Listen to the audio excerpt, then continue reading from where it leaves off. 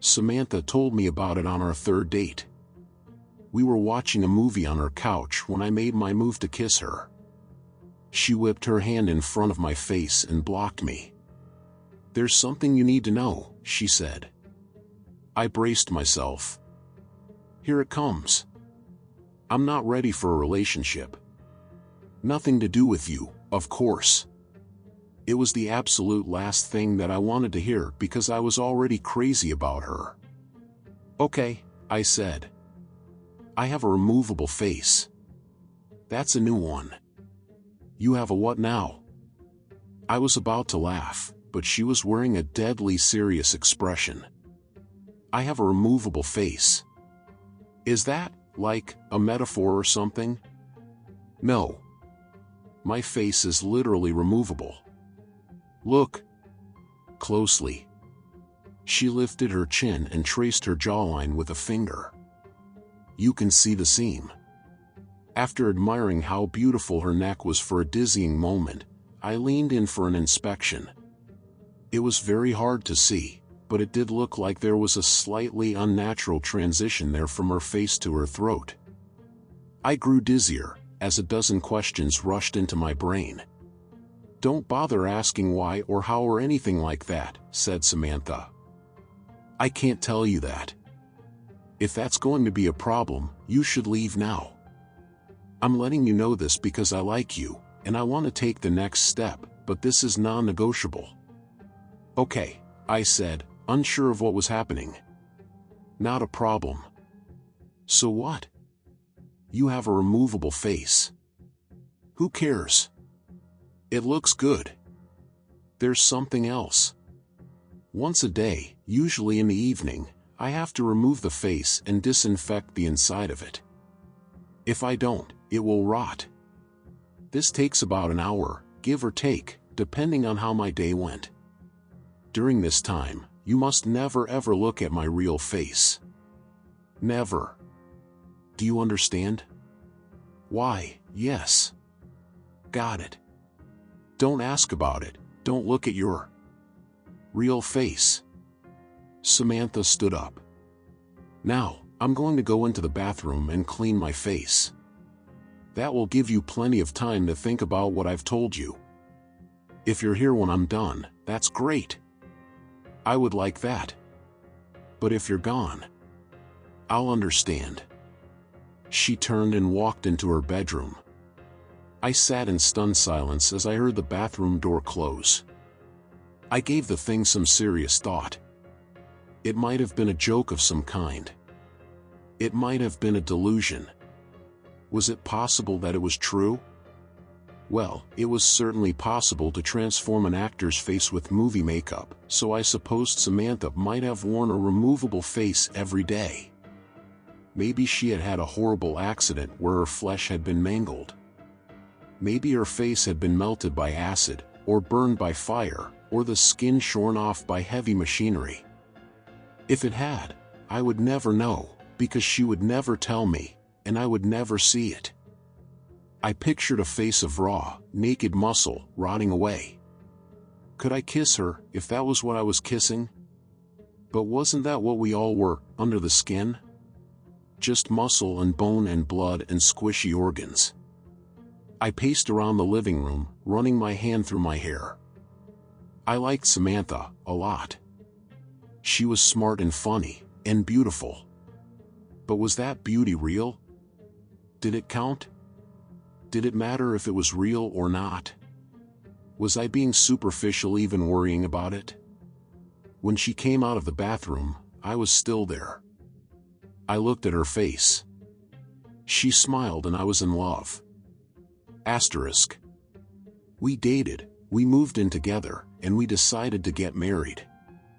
For the most part, it was a completely normal relationship, typical of two young people in love, building a life together. During the day, it was easy to forget about the face altogether. It looked natural enough, and only in certain positions, in certain lights, was there ever any indication that it wasn't natural.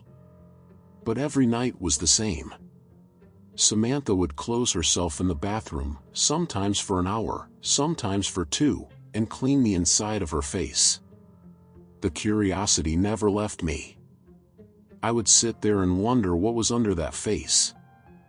I came so close to barging in on her a few times, but I never did. I did occasionally ask her about it. About what, if anything, had happened. About how it was possible to make the removable face look so real. About what it really looked like underneath. I tried to coax her into showing me, assuring her that I loved her no matter what, and didn't give a damn what her real face looked like. I was just curious, that's all. She never showed me or told me the story behind it. She didn't get upset at me, unless I was really badgering her. She'd just shrug and say, "You know you can't see it. You know I can't tell you about it." Asterisk. I never told anybody about Samantha's removable face. It's not that she asked me not to. I just didn't think it was anybody's business. Except once, I did tell somebody. It was during my bachelor's party. We had rented several cabins in Big Sur and spent the night drinking and packing our noses with powders that we shouldn't have been packing our noses with. Everyone else had passed out and the sun was creeping up behind us as I stood on the majestic cliffs with my friend Chris, looking down on the Pacific waves crashing against the rocks. Chris was my best friend, as close to a brother as I'd known. We'd grown up together, and visited each other at college often, and spent the summers together. After college, we moved to different cities, but we stayed in close contact. Standing there on the cliffs, I told Chris about Samantha's removable face. At first, he thought I was joking.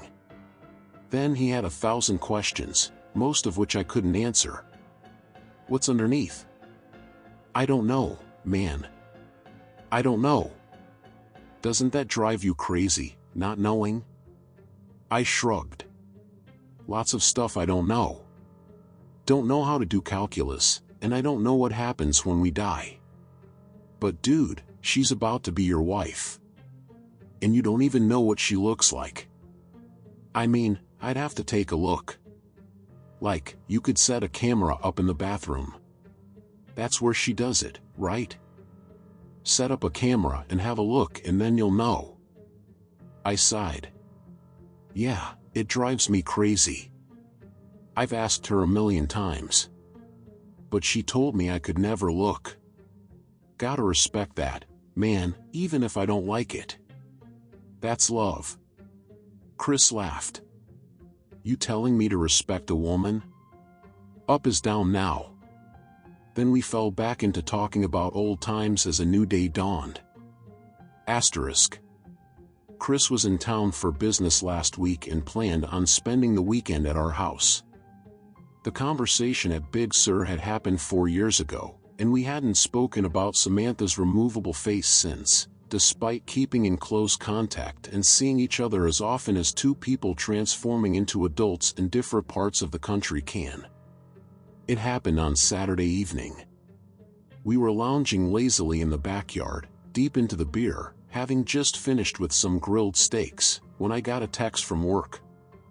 "God damn it," I groaned. "I have to make a work call." "Seriously," said Samantha, raising an artificial eyebrow. "On a Saturday night?" "My biggest client, baby." "Sorry." "It is what it is, I guess," said my wife. "I'm going to head inside and get cleaned up." "Chris? Are you okay just hanging out for a bit?" Chris smiled. "I'll be fine.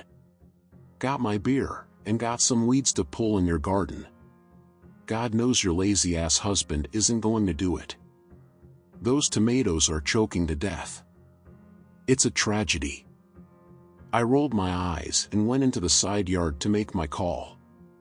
15 minutes into it, I heard the screams coming from inside. Both my best friend and my wife were wailing in terror. I dropped the phone and ran into the house and down the hall to our bedroom. Through the open door, I could see that the door to the master bathroom was also standing open. "Don't come in," screamed Samantha. I don't have my face on. Call an ambulance. He looked. Oh God, he looked. She sounded desperate and truly horrified. That made me desperate and horrified, and I wanted to rush into the bathroom, but I knew suddenly that that would be a mistake. I knew suddenly that Samantha didn't want me to look at her real face, not out of a sense of vanity, but for my own safety. Chris staggered backward, out of the bathroom. He was holding a straightened-out paperclip, which he had used to pick the privacy lock. Now he was stabbing it again and again into his eyes, shouting gibberish. He was clearly in the depths of madness, and it turned my stomach to see him mutilate himself. Call a fucking ambulance, my wife screamed. Don't come in here. He fucking looked. I turned and ran back to the side yard, where my phone was lying in the newly mowed grass. My client was still on the line, alarmed, asking what was happening, and what all the screaming was. I hung up on him and called 911. When the paramedics arrived, Chris was having a seizure in the hallway. Samantha was stroking his head, sobbing. Her face was on, but it had been done hastily, and everything looked a little off. Asterisk. My world has been dark this past week. My best friend is in a psychiatric hospital under suicide watch. He's completely blind and mostly catatonic, except when he slips into a violent, babbling mania.